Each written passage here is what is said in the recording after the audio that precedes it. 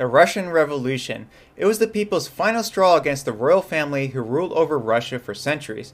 It was responsible for the downfall of the Tsar, the Russian Civil War, and eventually the birth of the Soviet Union. Hello everyone, welcome to Top 10 History, your hub for historical lists and amazing history facts. Today we're going to look at 10 amazing facts about the Russian Revolution. Make sure to watch until number 1 because the number 1 fact about the fall of the Tsars might shock you.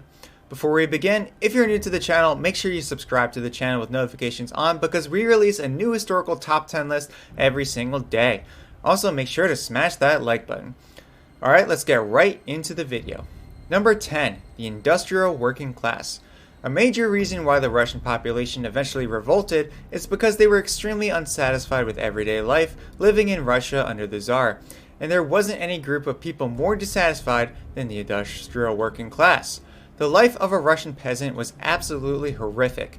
Russia was way behind the rest of Europe, their ways of agriculture was completely outdated, peasants weren't properly educated with most of them being illiterate, and they were also heavily taxed, which was a huge kick in the face being that most of them already lived in poverty.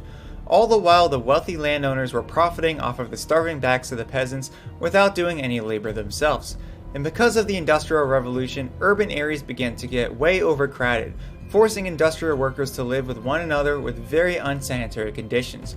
Work days were very long, the pay was very low, and overall the people were deeply unsatisfied and angry with the government. Bloody Sunday. One of the most notorious days in Russian history, Bloody Sunday, was considered a major turning point leading up to the Russian Revolution in 1917. Unsatisfied with the leadership of Tsar Nicholas II, an unarmed group of protesters marched to the Winter Palace in St. Petersburg in order to demonstrate how they felt about their poor wages, their long working hours, and their extremely dangerous working conditions. However, the Imperial Guard fired on the protesters, despite them being unarmed and non-violent. There were about 1,000 casualties in this incident. Word of this incident rapidly spread out throughout the nation, and talk of revolution became the new hot topic on the streets. Although Nicholas II technically didn't give the order for the Imperial Guard to gun down a mob of non-violent protesters, the people blamed him for it all the same. Nicholas soon got the infamous name Nicholas the Bloody. Nicholas II was an incompetent leader. Nicholas II may have been one of the worst leaders in Russian history, maybe not as bad as Ivan the Terrible, but he definitely was up there with the amount of damage that happened under his reign. In response to the 1905 revolution, Nicholas established the State Duma, which was Russia's first ever elected parliament, and he agreed that he would share his power with the parliament, thus creating a constitutional monarchy. The Russian Constitution of 1906 was also written at the same time. This all seemed like a great idea, but it didn't last long. He ended up firing the first 2 Dumas that were elected into the parliament, and he thought they were uncooperative and disobedient. Russia's one hope for democracy was quickly crushed by the hands of the Tsar, and this only made the people more hungry for revolution. Another huge mistake that Nicholas made was getting involved in the First World War, which Russia was not prepared to fight at the time. As a result, 3.3 million Russians died in the war, a catastrophic loss that never needed to happen. Number 7. World War I. Speaking of World War I, let's talk about it and what the consequences were for Tsar Nicholas II deciding to get involved in it. Well, first of all, it led to an economic crisis in Russia, as well as it created a lot of political strife. The Russian people were deeply saddened and angry at Nicholas II, blaming him for the death of millions of people and putting soldiers through brutal conditions. And if things weren't bad enough, the Russian government tried to solve the economic hardship by printing money. And if you know anything about history, you'll know that printing money is never a good idea. Peasants soon started to starve to death as there were already a food scarcity, and prices just got 4 times more expensive due to inflation. And of course, when the prices rose, workers demanded higher wages and began to strike for it. Russia's involvement in the First World War was absolutely devastating to the people, and it only accelerated the demand for a revolution. Number 6. The February Revolution. The beginning of the Russian revolutions of 1917 started with the February Revolution, which happened at Petrograd. On the 22nd of February in 1917, a major protest occurred when thousands of workers went on strike in the streets of Petrograd, in total opposition of the government. The very next day was International Women's Day, and female workers joined the strike, adding to over 50,000 workers to the demonstration. The people were done with living under an autocrat, and they desired a system that was built by the people, for the people. These numbers grew to over 200,000 protesters by the very next day, all with the goal of taking down the Tsar and replacing him with a leader that was more suited for the new time they were living in. Just 3 days after it all started, all industrial factories and complexes in Petrograd were completely shut down due to the strikes. Number 5. The end of the Tsars Rule. This revolution in Petrograd did much more than shutting down a bunch of factories and send a message. It would eventually do something much more than that. It would eventually end the Tsar's reign over Russia once and for all. In response, Nicholas II sent almost 200,000 troops to Petrograd in order to put an end to the uprising in Petrograd. However, most sympathies were with the people and they refused to fire since a large percentage of the crowd included women and children.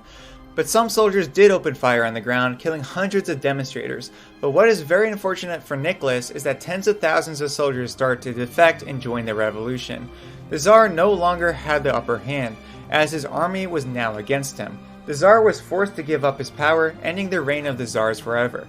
The Tsars have been ruling for nearly 500 years, and now a Tsar would never rule Russia ever again. Number 4. Dual power. Having Nicholas II step down, the State Duma had to select a new leader in order to lead the new liberated nation. However, an organization made up of soldiers and working class people called the Petrograd Soviet had formed just a couple days earlier, and they were also looking for power. The two entities, the Petrograd Soviet and the new provisional government, competed for power.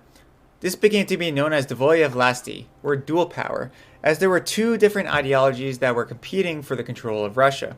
However, the Soviets had the upper hand, as they made an order that made it so the military couldn't obey any orders made by the State Duma, if they were conflicting with orders made by the Soviet. To put it in simple terms, the Petrograd Soviet had control over the Russian military, giving the Soviets more control over the nation than the provisional government. The Soviets rise to power. The provisional government needed a leader, and Alexander Kerensky came to power.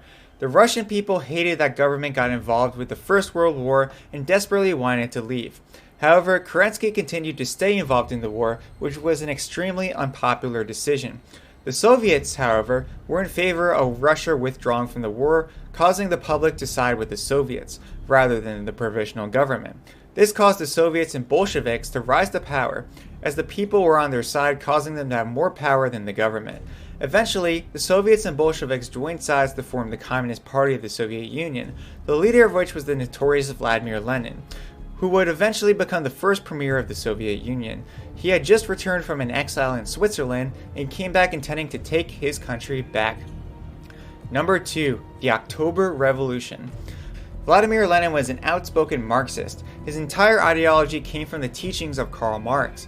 A second revolution would soon occur, spearheaded by Lenin himself. This was known as the October Revolution, and its purpose was to spread Marxism and Leninism throughout the country and form a socialist state. On October 24th, Lenin and his followers launched a military coup against the provisional government. However, in contrary to popular opinion, the October Revolution was mostly non-violent. It wasn't the glorious uprising that the propaganda may have led you to believe.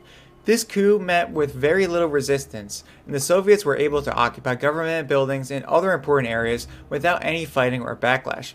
Kerensky attempted to form some type of resistance, but he was unsuccessful and wound up fleeing the country. With Kerensky out of the picture, Vladimir Lenin formed a new government with him as Russia's new leader. Number 1. The Russian Civil War. We just mentioned how the October Revolution was largely nonviolent, as there was very little bloodshed in those few days. Unfortunately, the revolution would lead to one of the bloodiest conflicts in Russian history, the Russian Civil War. The Soviet Union had just formed, with Vladimir Lenin establishing himself as the totalitarian leader of the world's first Marxist state. Lenin pulled out of the First World War and made several industrial reforms. Also, the Bolsheviks captured Nicholas II along with his wife and children and executed them, completely exterminating the royal family. Eventually, a full-scale civil war between the Communist Red Army and the pro-monarchy and pro-capitalism White Army would break out. It was a terrible conflict with up to 12 million casualties from the fighting. The Communists won the Civil War, and in 1922, the Soviet Union was officially formed with Vladimir Lenin at the helm. Did these facts shock you? Make sure that you subscribe and turn on notifications so you never miss out on more amazing historical facts and much more. If you like this video, check out this next video on the 10 historical misconceptions. Alright, have a great rest of your day, and I'll see you in the next video.